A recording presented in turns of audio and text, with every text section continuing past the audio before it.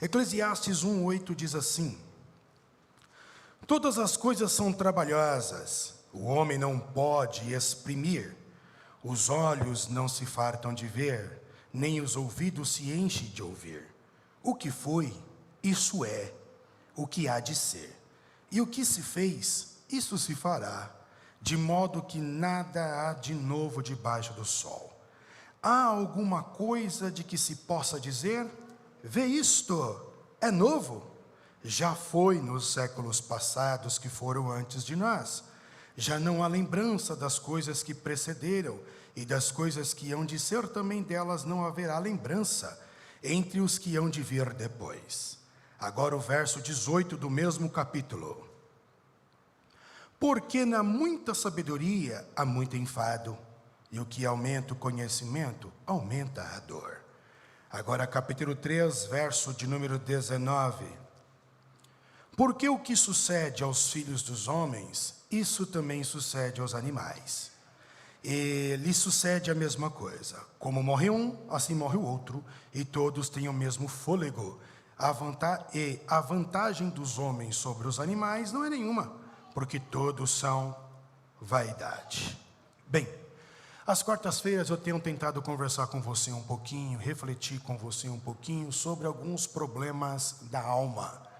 E quando nós começamos esta proposta, nós mergulhamos no universo da depressão e depois falamos um pouquinho sobre fé e estresse. Nesta noite, gostaria muito de refletir um pouco, nos poucos minutos que temos aqui, gostaria de falar um pouquinho sobre fé, espiritualidade e tédio. Entretanto, quando falamos sobre depressão, falamos sobre estresse, falamos sobre tédio, acredito eu que esses elementos falam dos problemas da nossa alma. E quando eu falo dos problemas da alma, eu estou falando de algo intuitivo ao nosso ser. Eu estou falando de algo interno do nosso ser.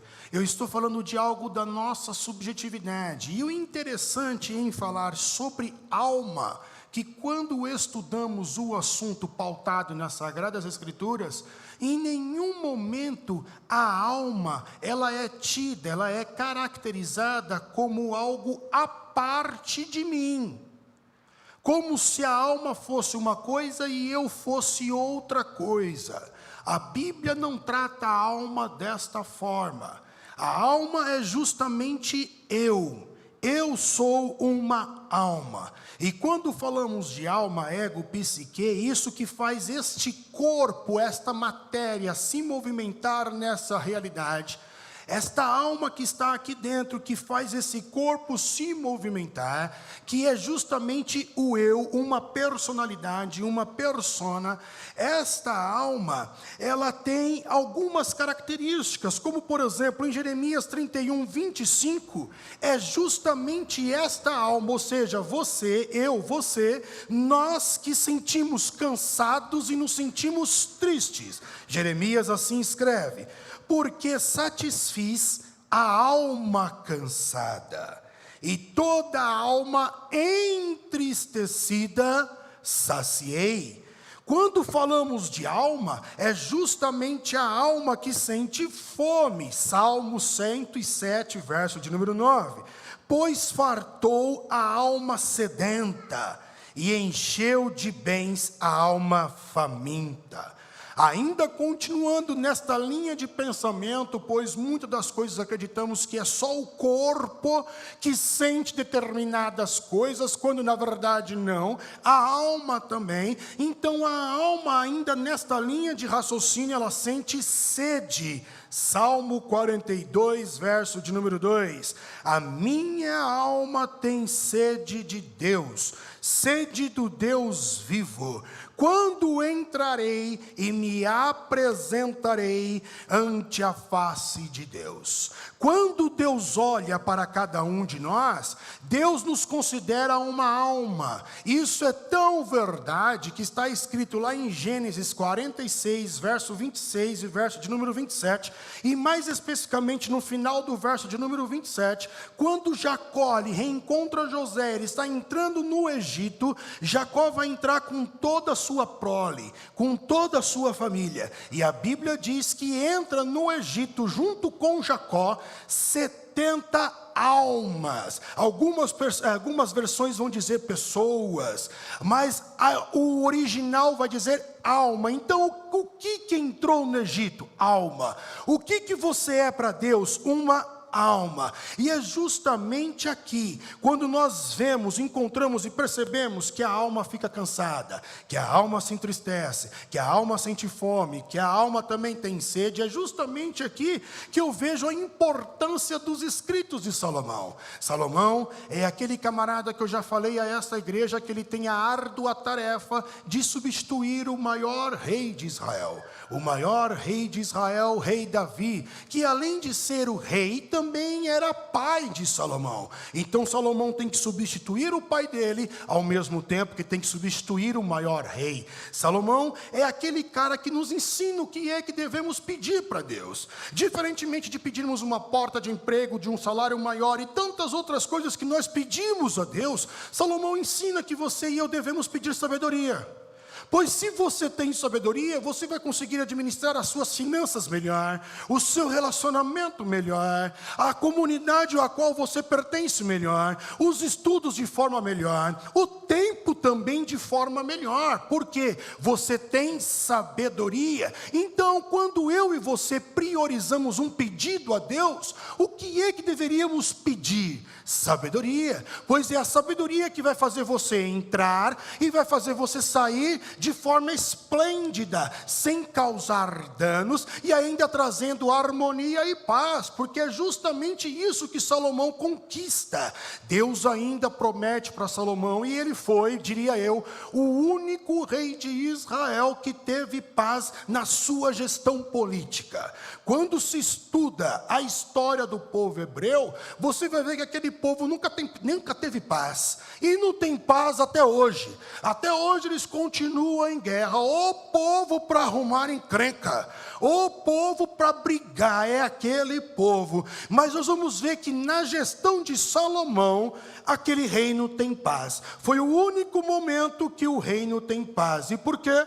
Salomão, acredito eu, usava e esbanjava da sua sabedoria. Salomão é o cara que estava avante do seu tempo, segundo alguns teólogos, segundo alguns estudiosos. E é dele comumente aceito a autoria dos livros Cantares de Salomão, Provérbios e também Eclesiastes. E alguns acreditam que Salomão escreve Cantares quando ele ainda era bem jovem, movido pelos hormônios, movido pela paixão, movido pelos sentimentos e emoções. Então, uma característica de uma determinada faixa etária do grande Salomão. Quando você vai para Provérbios, aí já demonstra Salomão em uma outra faixa etária. Salomão está mais maduro, e Salomão está no auge da sua sabedoria.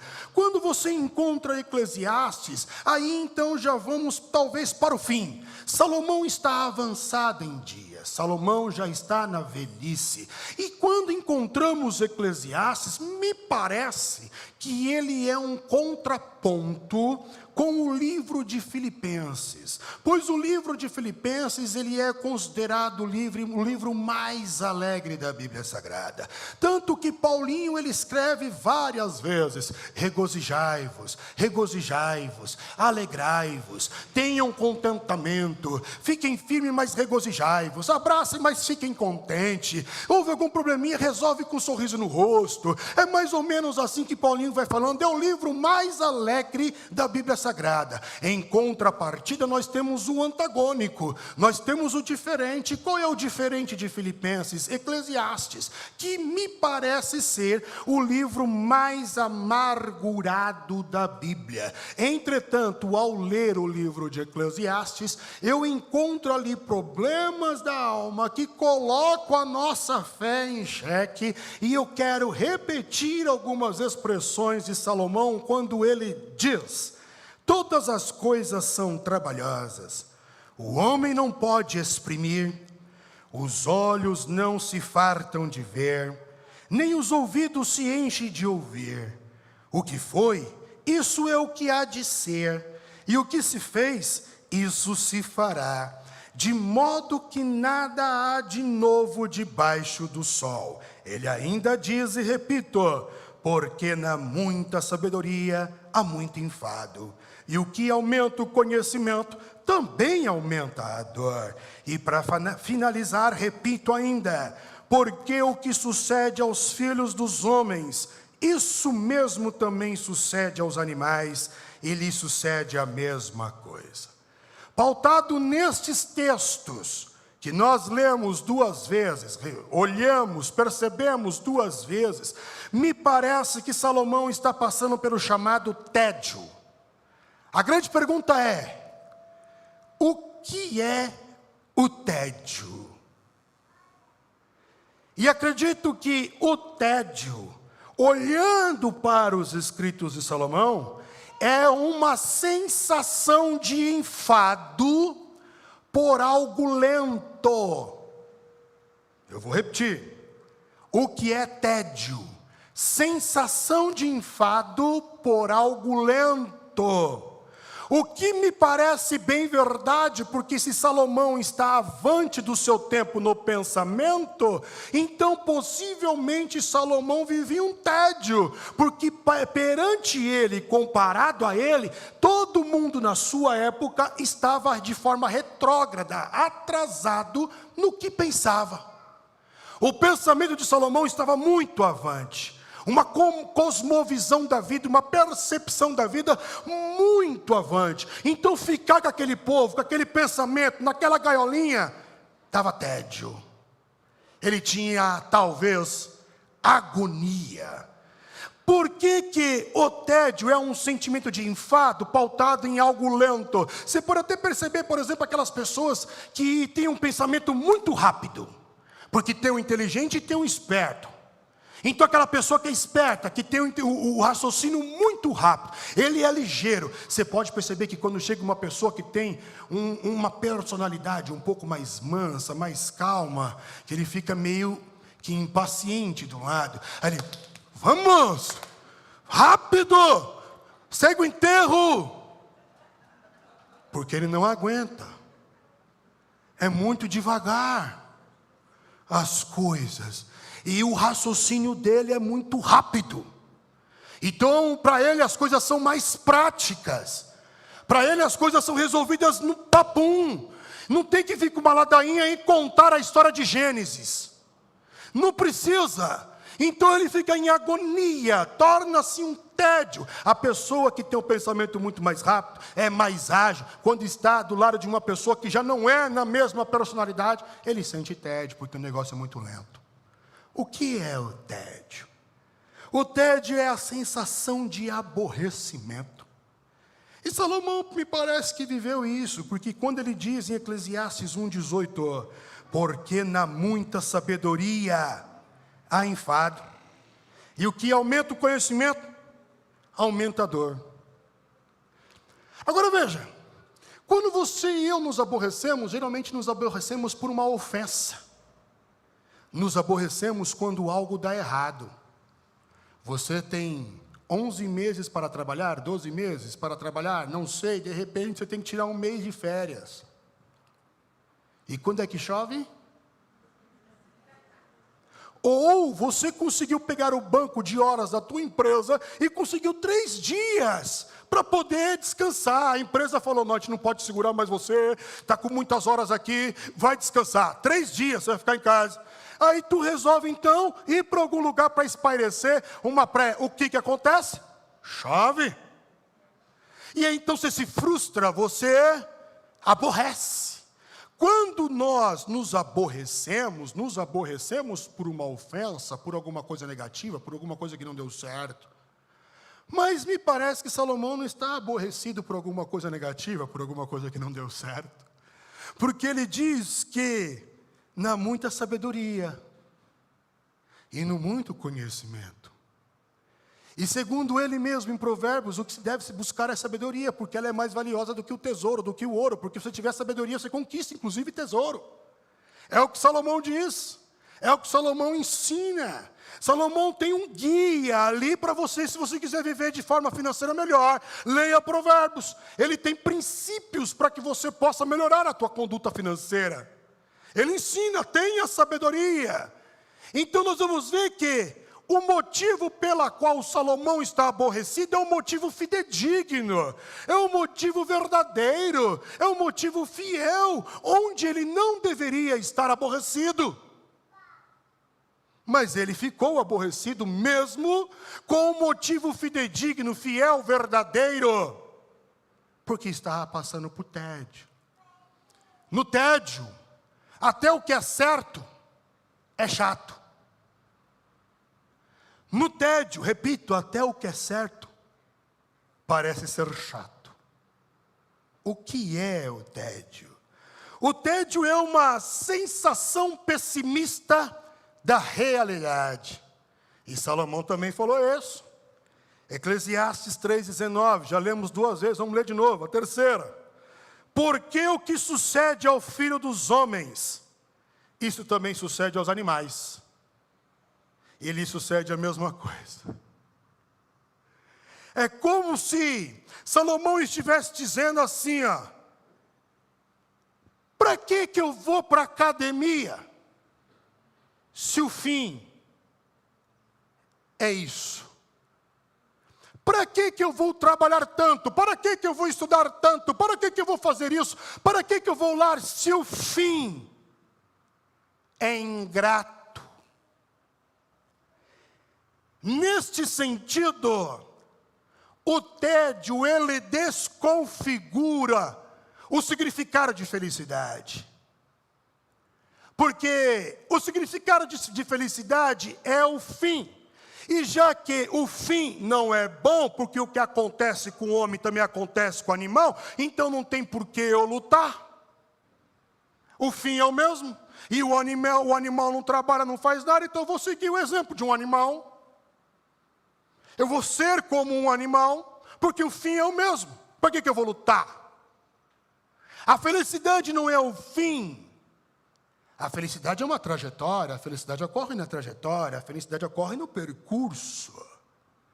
Quando nós falamos de viagem, nós achamos que a viagem ela só começa quando você chega no destino. E viagem só não começa quando você chega no destino. Todo o processo, a partir do momento que você adquiriu o pacote, já iniciou a tua viagem. Porque você está envolvido com tudo aquilo, você vai alimentando, você vai planejando. Aí com que roupa mesmo que eu vou? E se fizer frio? E se não fizer? Eu vou levar esse chapéu por precaução. Mas se fizer calor eu vou andar de patins, eu vou para lá. A gente vai vivendo já, então você já está viajando. A felicidade está na trajetória, a felicidade não está no fim. O que é o tédio? O tédio é um desgosto. O que é o tédio? É uma insatisfação. Agora, quando falamos de tédio, ainda vemos que há áreas da nossa vida em que o tédio ele é muito mais nítido, é muito mais perceptível. E onde é na nossa vida que podemos encontrar o tédio de modo mais nítido e perceptível? Por exemplo, na profissão. Naquela empresa que tanto almejei, naquela empresa que tanto lutei para entrar, naquele emprego que tanto queria estar, naquela maneira de trabalhar home office que me dá uma certa liberdade, de repente esse desejo, essa vontade, perde o sentido. Tédio. Outra área de atuação que é nítido perceber o tédio.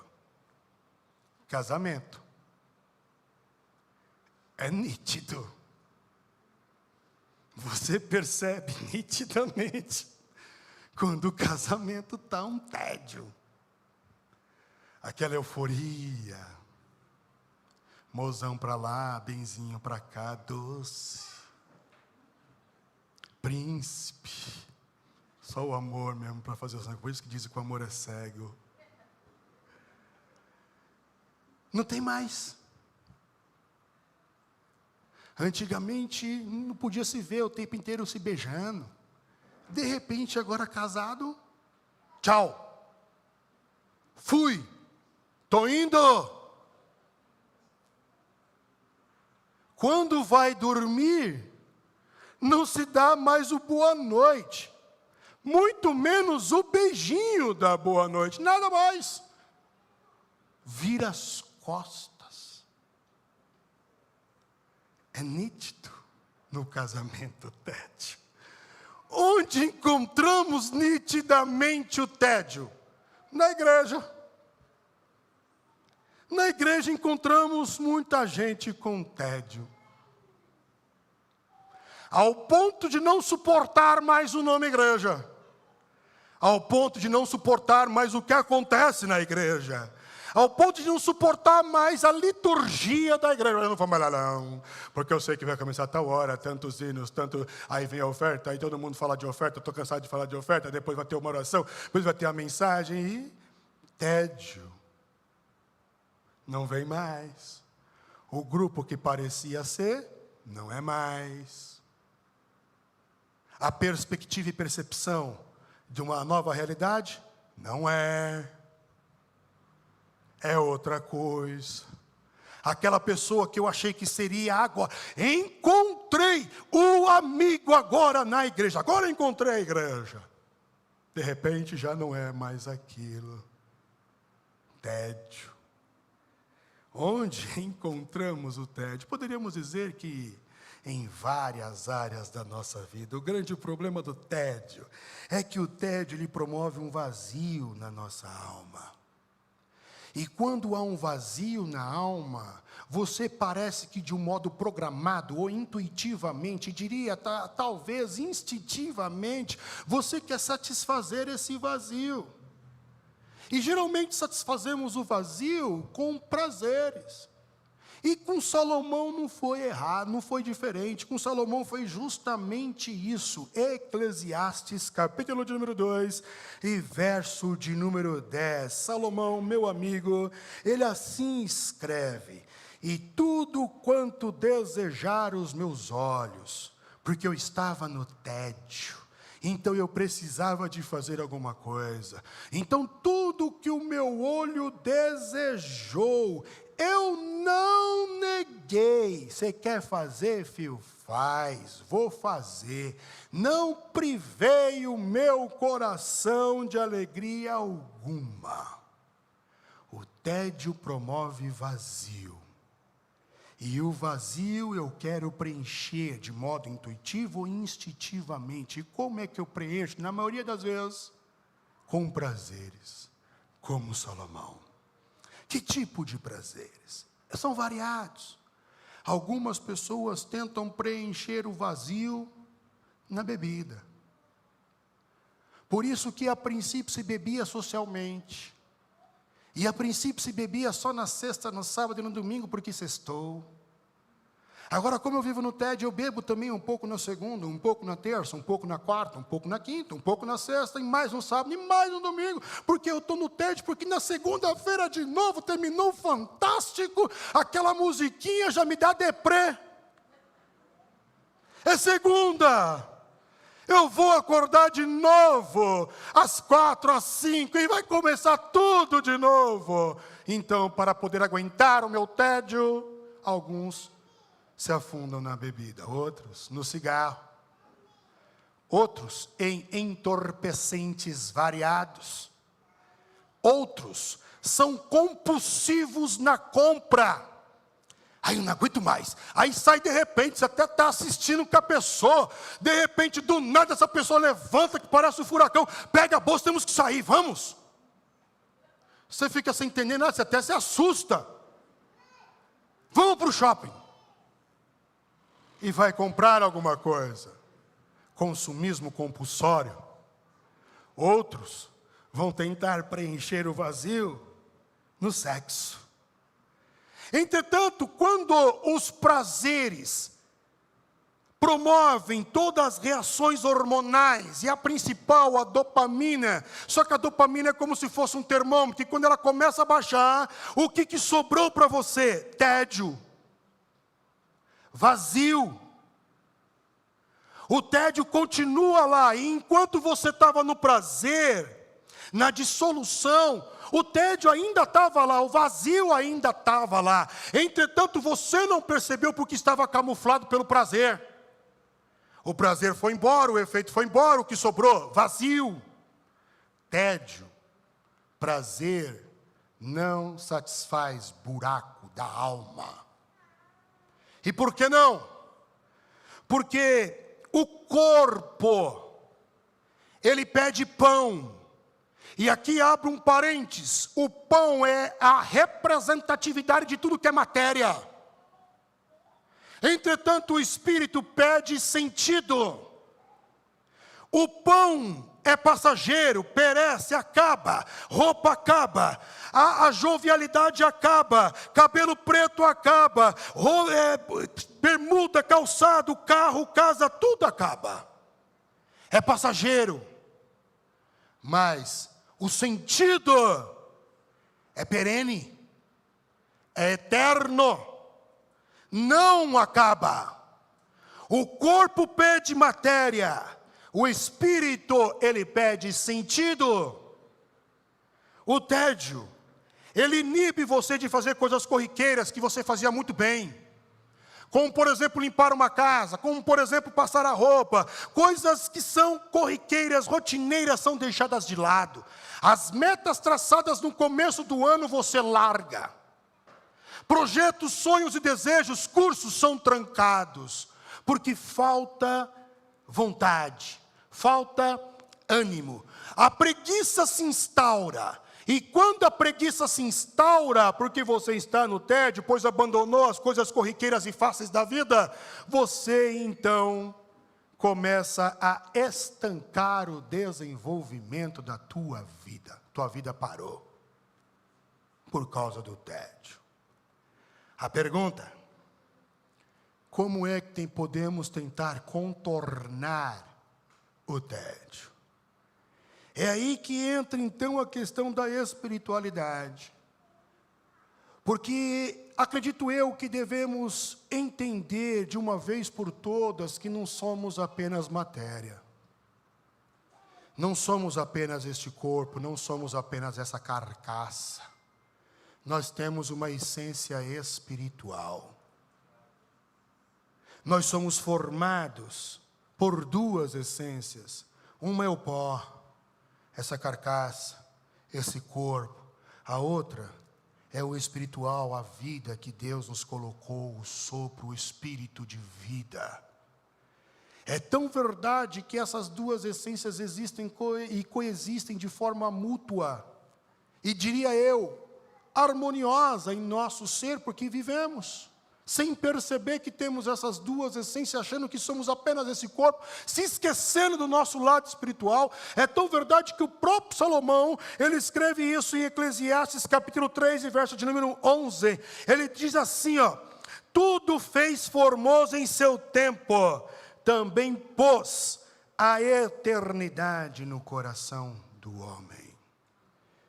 E aqui Salomão não especifica do homem ímpio ou do homem com fé. Do homem. Por isso que o homem que sente o vazio, que tenta satisfazer o vazio, preenchê-lo com prazeres, esse vazio é só uma maneira do espírito, fôlego de vida dizer, você tem outra essência, a vida não é só oba-oba, a vida não é só prazeres, a vida não é só matéria, a vida não é só compulsão, a vida não é só isso. Você tem outra essência dentro de você. Por isso que Jesus, ele enfrentando Satanás em Mateus capítulo de número 4, mais especificamente no verso de número 4, ele diz, está escrito, o homem não vive só de pão, mas o homem também vai viver de toda a palavra que sai da boca do Senhor. É necessário sim determinados prazeres, é necessário, mas eles passam.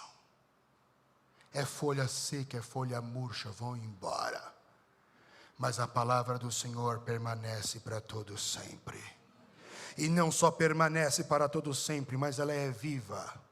ela é eficaz. A palavra do Senhor se renova a cada manhã. Sempre é novo para você. E sempre será novo para você que acredita na palavra de Deus. E esta é a segunda maneira que eu posso encontrar para tentar contornar o tédio. Crer no que está escrito nas Sagradas Escrituras. Sempre quando passo pelos momentos de tédio, tristeza, este versículo me vem à tona.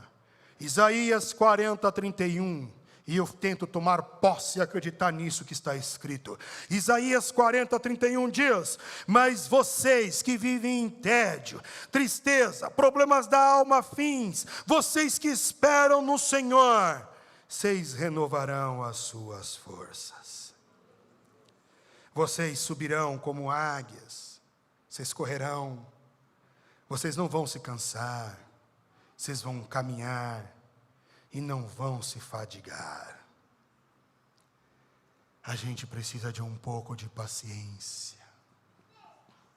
Vai chegar a nossa vez. Nós vamos voar. Ainda não é o fim. Ainda não é o fim. Nós vamos voar. Tenha paciência, seja persistente, tenha fé. Deus há de renovar as tuas forças. Nós vamos voar. Ainda não começamos a viver, quer dizer, eu posso dizer que sim, mas ainda nós vamos viver o que Deus tem planejado para nós. Calma. Vai chegar. Aquele que prometeu, diz Hebreus, mais um pouquinho de tempo que há de vir, virá e não tardará. E o que é pouquinho é o diminutivo do diminutivo. Porque o diminutivo de pouco é pouquinho. E o pouquinho é o diminutivo do diminutivo. Mais um pouquinho de tempo. O que há de vir, virá e não tardará, diz o Senhor. Como é que eu faço para contornar o tédio?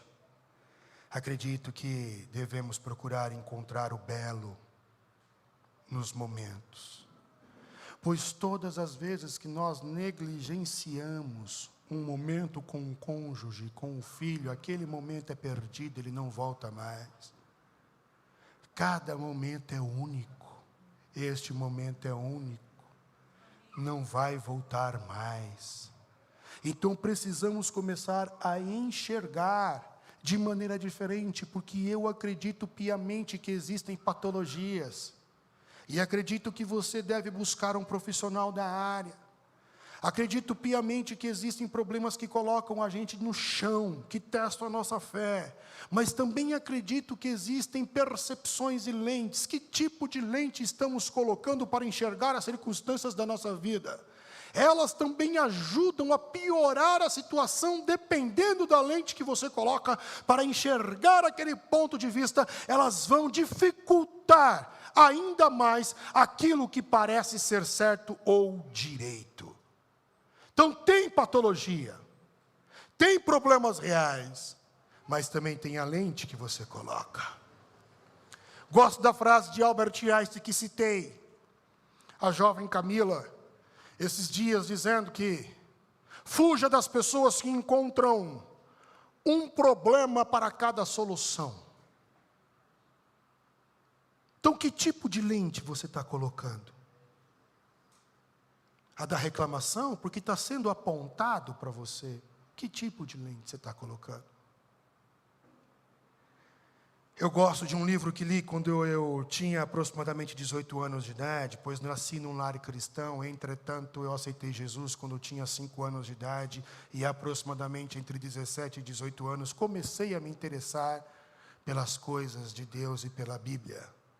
Entre 17 e 18 anos. Até então eu trocava a igreja pelo basquete, a Bíblia pelo basquete, a minha vida era o basquete, mas sempre tive temor de Deus e nunca fiz nada errado, mesmo tendo a oportunidade. Pois a palavra de Deus batia em meu coração e gritava em meu coração. Mas o primeiro livro que li, quando comecei a ler a Bíblia, o primeiro livro que li foi o livro de Max Lucado, Simplesmente como Jesus. Nesse livro, algo que ele escreveu ficou gravado em minha mente. E ele escreveu dizendo que Jesus, ele é expert em extrair riqueza do lixo. Jesus, ele é expert em aqueles que são inlapidáveis se tornarem ferramentas de ouro. Jesus, ele é expert em transformar o bruto, o ogro, em luxo. Não existe a possibilidade de você não mudar, de ressignificar. O que não muda é cachorro. Você e eu temos a mente do Cristo. E por isso nós conseguimos evoluir sim, mudar sim, nós conseguimos sim, porque temos a mente do Cristo. Temos que olhar para coisas significantes e valorizá-las. Como, por exemplo, Salomão escrevendo em Provérbios, capítulo 6, verso de número 6, Salomão diz assim: vai ter com a formiga, ó preguiçoso, olha para os seus caminhos e ser sábio. Se ele dá o conselho para um preguiçoso, supõe-se que em algum determinado momento da sua vida, Salomão ficou olhando o trabalho da formiga, o que eu julgo ser insignificante, o que eu julgo uma vida fora da minha. Então ele percebeu uma vida fora da vida dele, que não traria para ele benefício nenhum. Uma formiga trabalhando, isso é insignificante. Um inseto trabalhando, isso é insignificante. Nós não ligamos para isso, a nossa vida é muito agitada, a nossa agenda é muito cheia. Temos muitos afazeres, somos seres humanos. Entretanto, Salomão encontrou beleza naquilo que nós julgamos insignificante. Encontrou princípios de valorização. Então eu te pergunto, há quanto tempo você não elogia a roupa que foi lavada, a roupa que foi passada, a comida que foi feita? Porque infelizmente o tédio arranca de nós a capacidade de elogiar e reconhecer. Há quanto tempo você não diz eu te amo, filho? Há quanto tempo você não diz para sua esposa que ela é linda e a mulher mais linda deste mundo? Ou foi apenas um jargão para conquistar? E agora que conquistou, já era. Não precisa mais. Há quanto tempo nós não fazemos coisas simples e humildes, que são belas, e que potencializa o positivo? Há quanto tempo? Então, problemas da alma sempre teremos, e talvez